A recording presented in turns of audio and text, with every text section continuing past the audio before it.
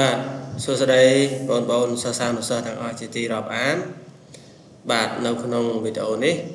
លោកគ្រូសូមលើកយកពាក្យថ្មីមួយទៀតដើម្បីមកធ្វើការបង្ហាញបងប្អូនបាទគឺតកតងទៅនឹងពាក្យរងាប់ឬមួយរងាប់បាទថាតើពាក្យទាំងពីរនេះមានអត្ថន័យយ៉ាងណាសូមបងប្អូនតាមដានដូចតទៅបាទ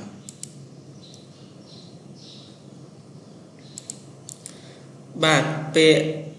រងាប់ថ្នាក់ពាក្យជាកិរិយាសព្ទពិសេសមានន័យថាស្កាលអន់ថយចុះស្ងប់ឧទាហរណ៍ភ្លើងរងាប់កំរងាប់ពឹសរងាប់បាទម្ដងទៀតណារងាប់កិរិយាសព្ទពិសេសមានន័យថាស្កាលអន់ថយចុះស្ងប់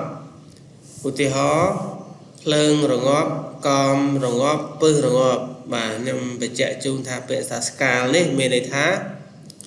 យើងរងាប់បាទស្កាលនេះណាស្កាលនេះរងាប់ធ្វើឲ្យអន់ថយបាទពាក្យស្កាលនេះ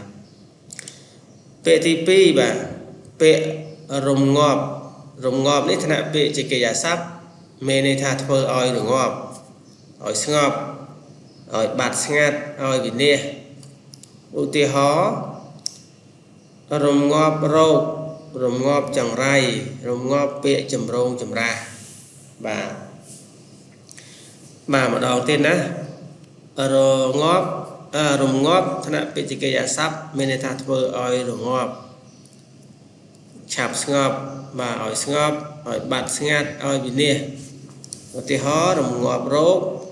រងាប់ចង្រៃរងាប់ពាក្យចម្រូងចម្រាសអញ្ចឹងពេលនេះយើងមើលខុសគ្នាត្រង់ការប្រើបាទការប្រើពាក្យថារងាប់នេះគឺយើងដាក់ពាក្យនាមពីមុខណាដូចជាភ្លើងរងាប់កំរងាប់ជាដើមហ្នឹងបាទដល់ពេលពាក្យរងាប់នេះគឺយើងដាក់កិរិយាសព្ទពីមុខវិញរងាប់រោគបាទដាក់នាមពីក្រោយវិញបាទអូខេអញ្ចឹងចំពោះបងប្អូនដែលមានចម្ងល់តើតើនឹងពាក្យសូដូចយល់ពាក្យវេយ្យាករណ៍ភាសាខ្មែរបាទពាក្យផ្ទុយពាក្យអីហ្នឹងសូមបងប្អូនធ្វើការខមមិនខាងក្រោមវីដេអូលោកគ្រូនឹងបកស្រាយជូនបងប្អូនអរគុណជួបគ្នានៅវីដេអូក្រោយ